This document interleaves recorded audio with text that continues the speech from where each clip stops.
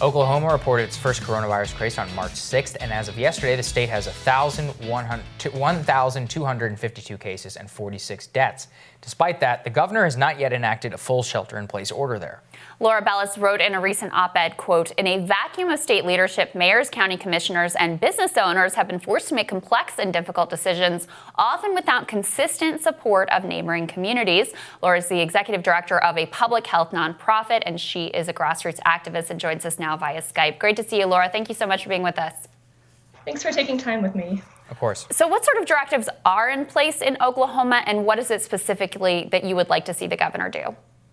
Yeah, so right now we have what our governor's calling a safer at home. I would call it more of a recommendation than an order that asks for high-risk people who are over 65 or immunocompromised to stay home. And then also, of course, that essential businesses are the only ones that should be open. That said, the list of essential businesses is very long, and he also opened a online form where people can apply for their business to be considered essential and get an exemption.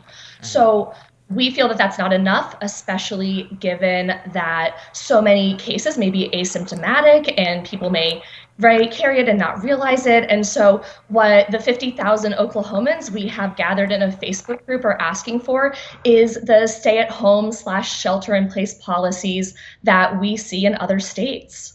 Yeah, and so let's focus on that, Laura. Is there current, as in terms of you going about your daily life, do you see people mingling? Are people abiding by the safer at home? Because the one thing that we've seen is that stay-at-home orders had to come into effect when the general populace was not complying. Is that what you see currently in Oklahoma right now?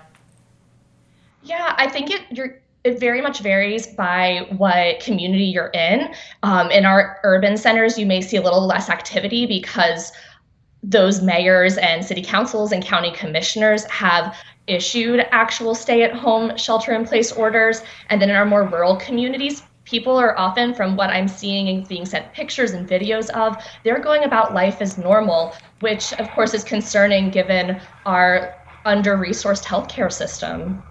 Yeah, and we've seen a little bit of that, red state, blue state divide, urban rural divide in terms of how people are approaching this crisis. I would say in part because you've had some right-wing media figures very irresponsibly putting out misinformation. You also had the president very slow to take this seriously at the start. Now he is taking it much more seriously. Is that why you think you're seeing that sort of urban rural divide in Oklahoma as well? Yeah, I think that's a contributing factor. And then also our governor himself hasn't taken this as seriously as he should. He, during a press conference recently, said, sure, have a hairdresser over to your home, bump elbows with people, kind of showing a certain levity about this that wasn't appropriate. And it's confusing. Our guidelines are pretty unclear here. So I think what's also adding to this is you just have people who are making tough decisions, have moral decision-making fatigue from trying to navigate without clear guidelines.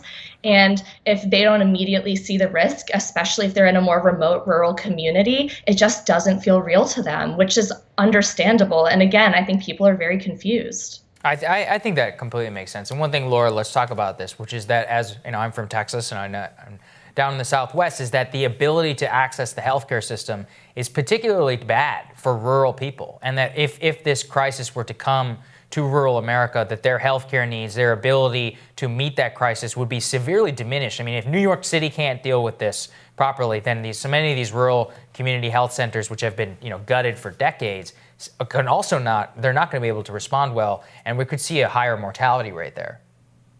Yeah, absolutely.